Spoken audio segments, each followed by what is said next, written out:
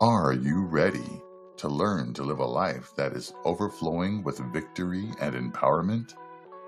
Welcome to Conversations with Dr. Lane. Dr. Lane is a board-certified obstetrician and gynecologist. She is committed to addressing health holistically from the mind, body, and soul. Hi, this is Dr. Antherica Lane with Conversations with Dr. Lane. Let's talk about those things that we do not have time to discuss during an appointment. Let's talk about your finances, business, education, relationships. If I can empower you to make healthy decisions in these areas, I am convinced your mind will be more focused and more open to a conversation about your health. Turn up the volume. Get ready for Conversations with Dr. Lane.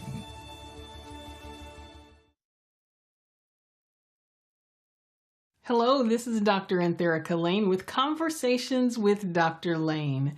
Welcome to the show. It's so wonderful to see all of you. And if you're in the podcast family, thank you for listening to the show. I really appreciate it. Today, we have a very informative topic, and it's a topic about falls.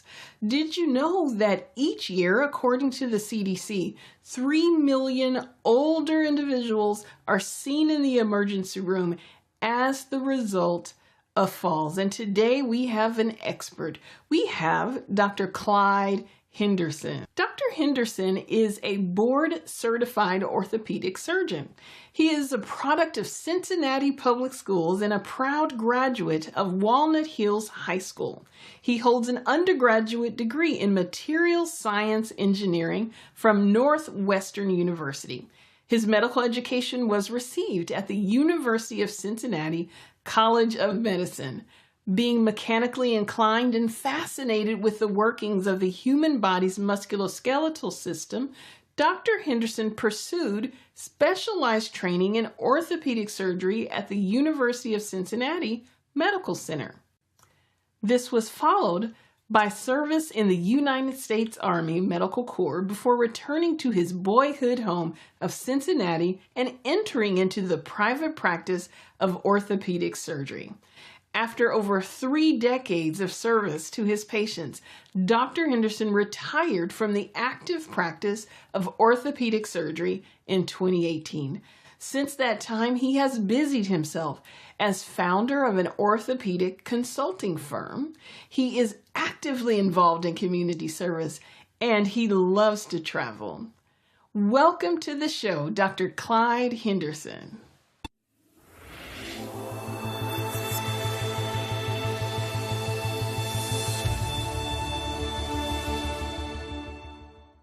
Hello, this is Dr. Antherica Lane with Conversations with Dr. Lane.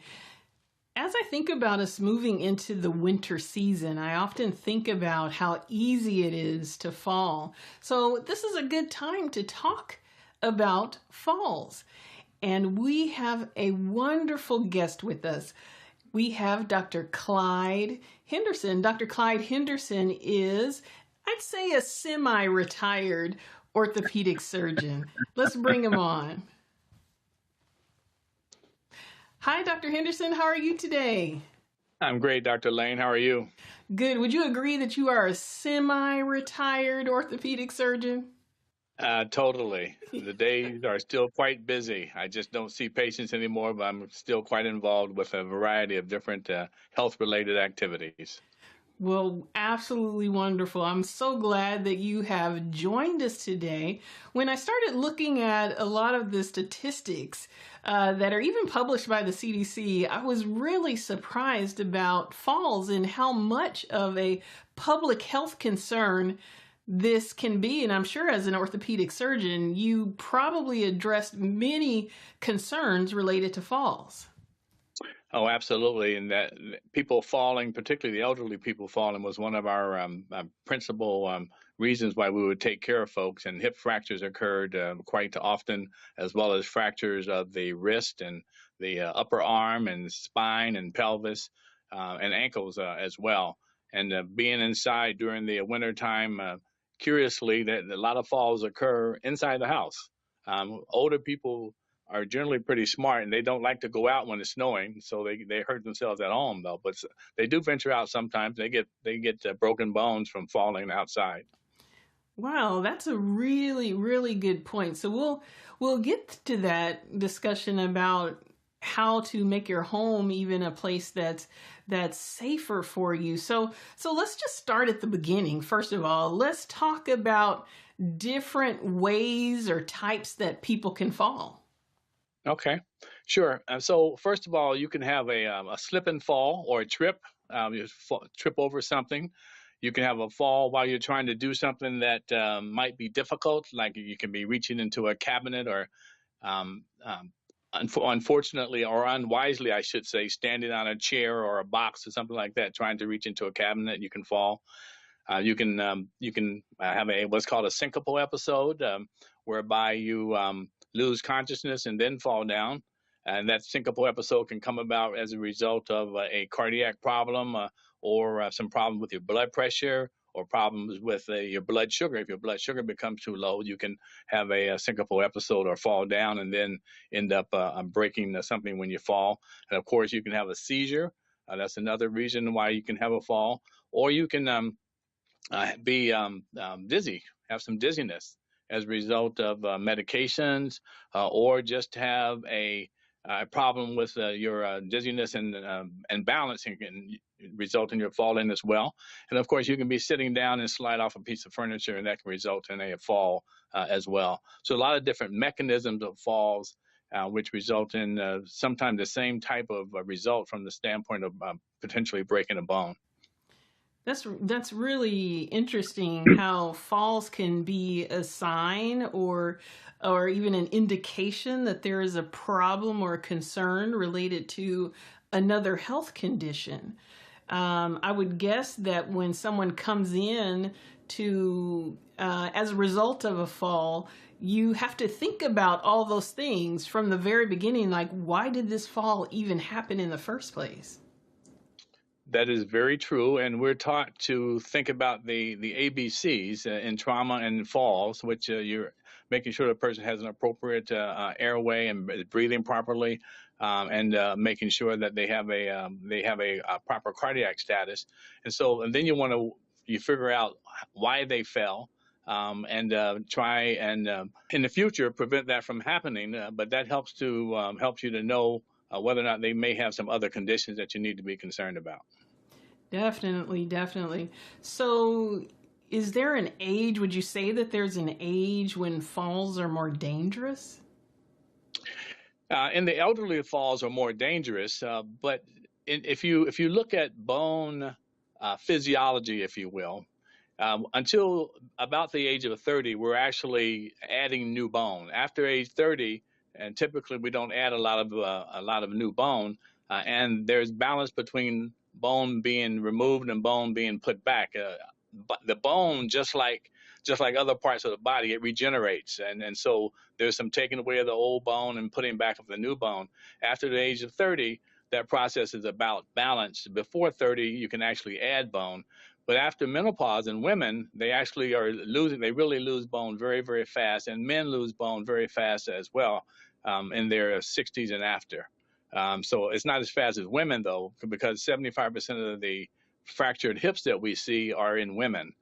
So women actually, they have less bone mass, if you will, to start with, and then they lose it at a faster rate, and so they tend to have more of these fractures due to bones being weak. So that's really interesting as well. So, um, if we were to just kind of recap, summarize what you're saying, are you saying that as you get older, part of the reason why you are at risk for falls or there's a greater danger is that loss of bone mass? That is very correct. And so you're more susceptible to a serious injury as you get older. And there are other factors that go into why people fall. But if you fall, then that lack of bone mass is a bigger problem from the standpoint of causing a more serious injury. So when we talk about older individuals, why are falls so dangerous? You mentioned a little bit about hip fractures. Why is that even a big deal? Falls are so dangerous because, first of all, you can have other body parts that are hurt. People can actually hit their head as well, and you can have concussion. You can have bleeding around the brain from a fall, and of course, you can actually break your spine and end up with paralysis. Although the falls that we typically see don't result in paralysis, it generally takes a higher degree of trauma for that. So when an older person falls and they break a hip, then you have to figure out the reason why. Make sure that it wasn't an issue with their heart or a stroke or seizures or some problem with their glucose control.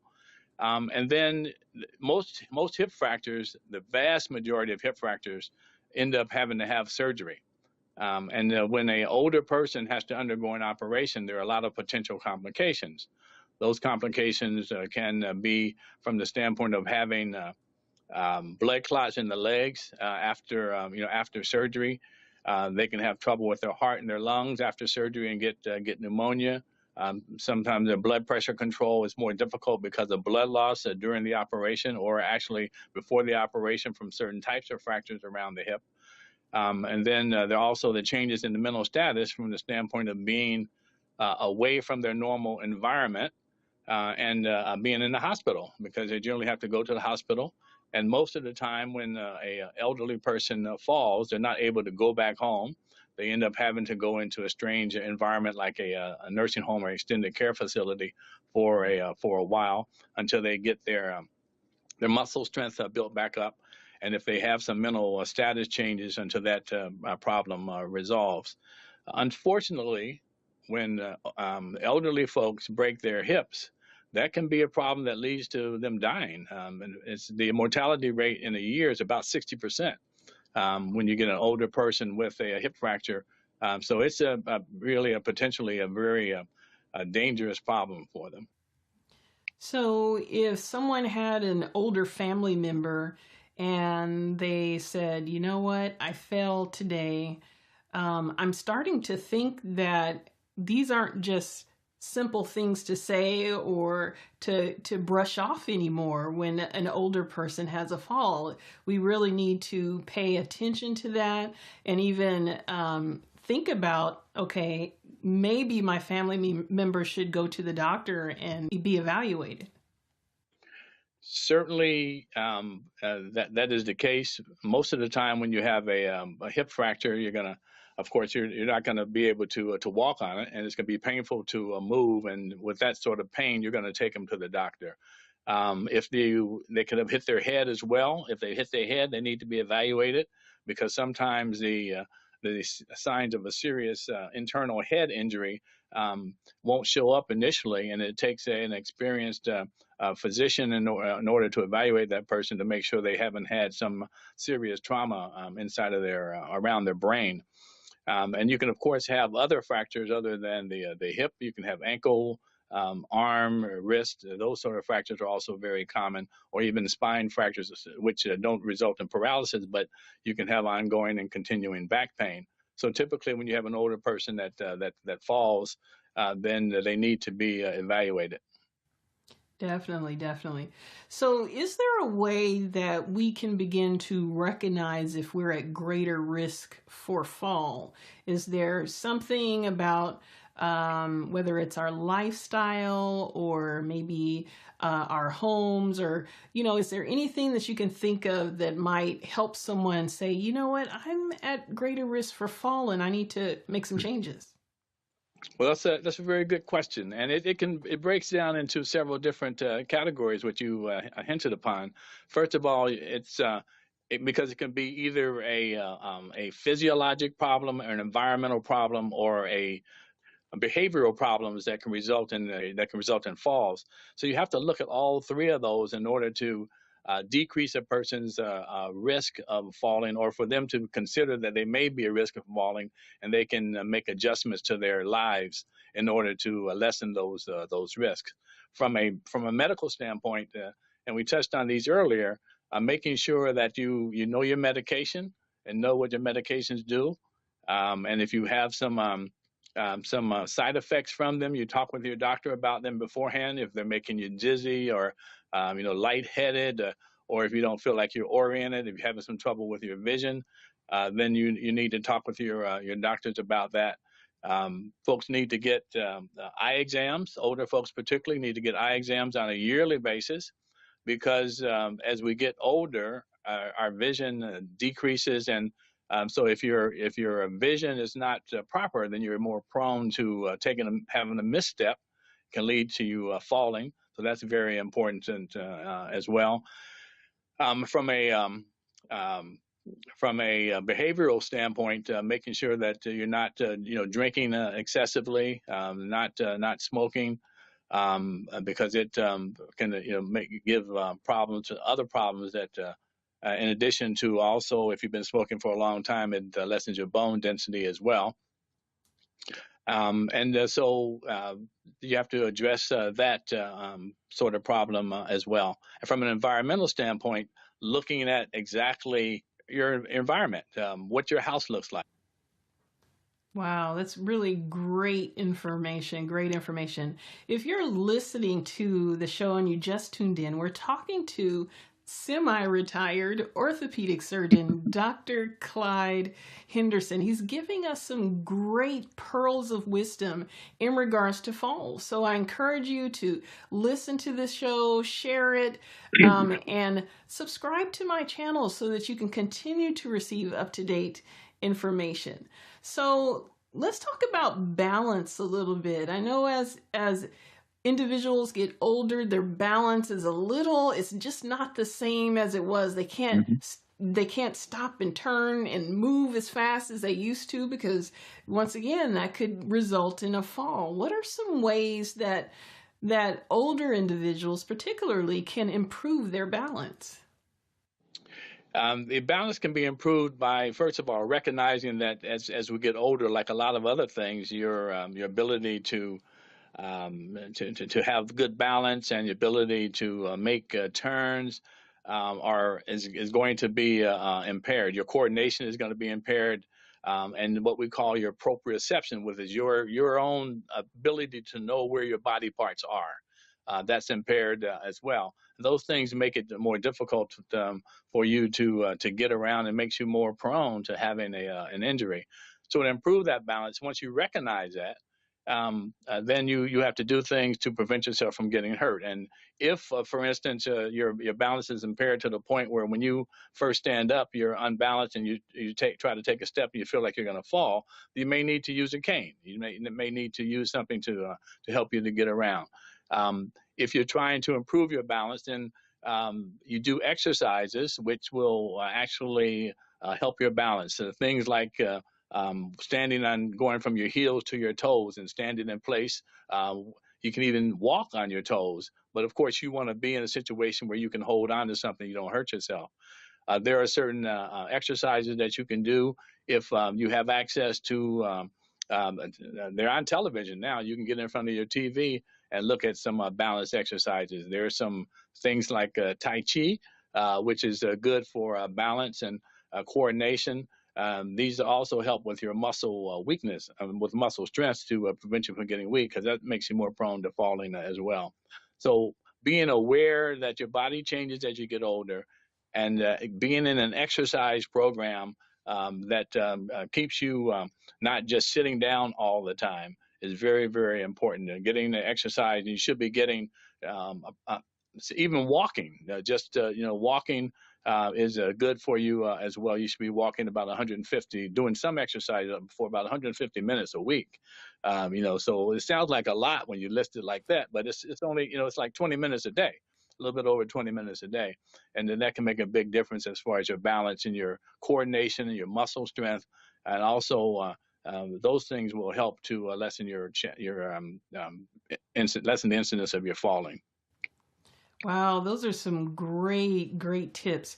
As we come to a close with our conversation, Dr. Henderson. I think this is really an interesting conversation when you think about falls. Who knew orthopedic surgery was so interesting? But orthopedic surgeons know. Right. So I wanted to finish up with one more question, and you touched on it a little bit in regards to possibly walking with some type of aid like a cane. I think some people always think about walking with canes or walkers after maybe a knee replacement or maybe after an injury. But what are those signs that maybe someone should really think about talking to their doctor about a walking aid and whether or not they should use one? Good question. If you're having trouble with your balance and you stand up when you get out of bed and you feel unstable, then that's the reason for you to you should ask your doctor about getting you a cane. The reason for that needs to be researched first, but while it's being established why it is, protecting yourself from a fall by using a cane would be a good thing for you. If you're having any dizziness, if you're having trouble with weakness and having trouble getting up out of a chair to a standing position or off the bed to a standing position, then they may be a potential reason why you would need to use a cane as well. And certainly, if you've fallen once, you're likely to fall again. So protect yourself with a cane.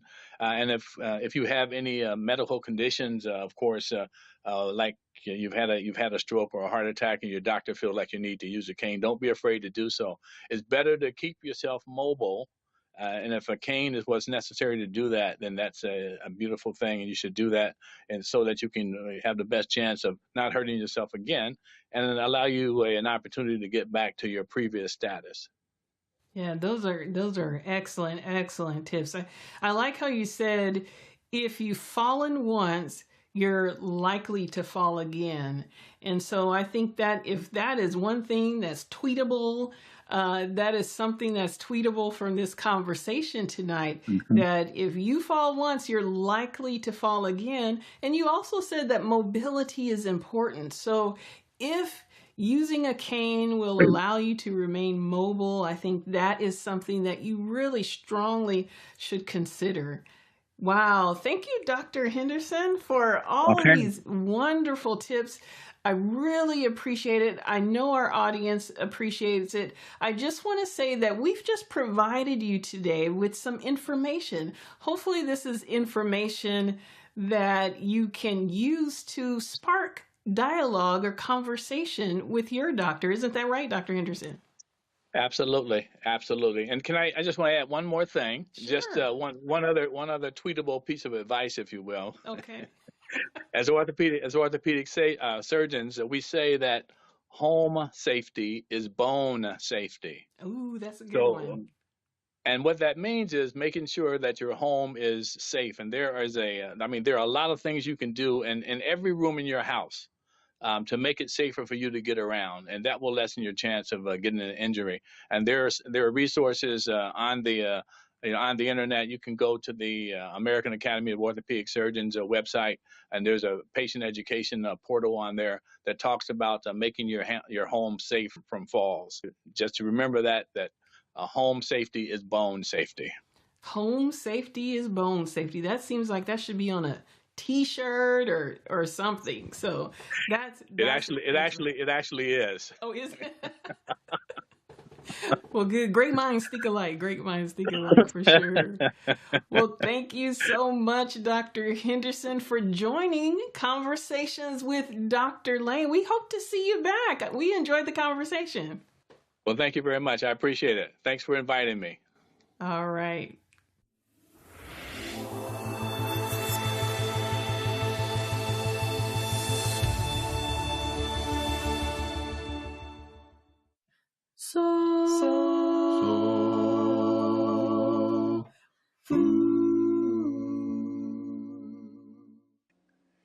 So, John, how do you build something meaningful? I'm so glad you asked. here in the Southern California area, we have a brand new state-of-the-art sports center called SoFi Stadium. SoFi Stadium is home to the LA Chargers, among others, and it is truly a sight to see. How did they achieve that? Well, it took them about 4 years from development to plan the building of that facility. In addition to that, it took them $6 billion in the cooperation of many different organizations in the city. And guess what? They were successful. So as we think about today, what will it take for us to as well build something meaningful? I think we can learn a few things from the building of this great stadium. Number one, it helps to have a goal in mind. For SoFi Stadium, they simply wanted to give those in attendance a world-class experience in watching professional entertainment. So what is your goal? What are you striving to do? Maybe you're saying, I want to serve the homeless in my community, or maybe I want to build something to serve families. Whatever the case, have a clear, defined goal. In addition to that, they had a plan and adequate time to achieve that plan, and it will take the same. So if you're to serve the homeless, if you're to create a way to minister and support families, what does that look like? How much time can you set aside to make your vision a clear reality? And then finally, it's going to cost. We paid $6 billion to build SoFi Stadium, and as a Southern California resident, I'm sure my taxes will go into that project. The same will happen for you. It's going to take you and yours, means, finances, cash to build your meaningful vision. So there you have it. That's how you build something meaningful: a clear goal, a strategy or plan to get there, and then as well, be prepared to sacrifice. You've just been served soul food, faith, observed, and optimism daily.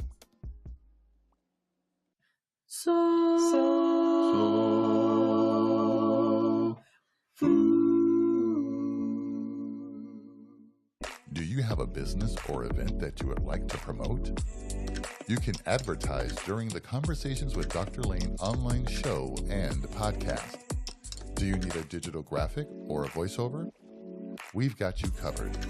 Contact our Director of Digital Promotions for pricing now at lanemediaphoto@gmail.com. Well, there you have it. Another episode of Conversations with Dr. Lane. Special thanks to our guest, board-certified orthopedic surgeon, Dr. Clyde Henderson. I'd also like to thank John Edmerson, who led our Soul Food segment today. I hope that really encouraged you. And then we cannot forget my technical producer, Marvin Lane, who always makes sure everything runs smoothly behind the scenes. Once again, this is Dr. Antherica Lane with Conversations with Dr. Lane. We'll see you next time.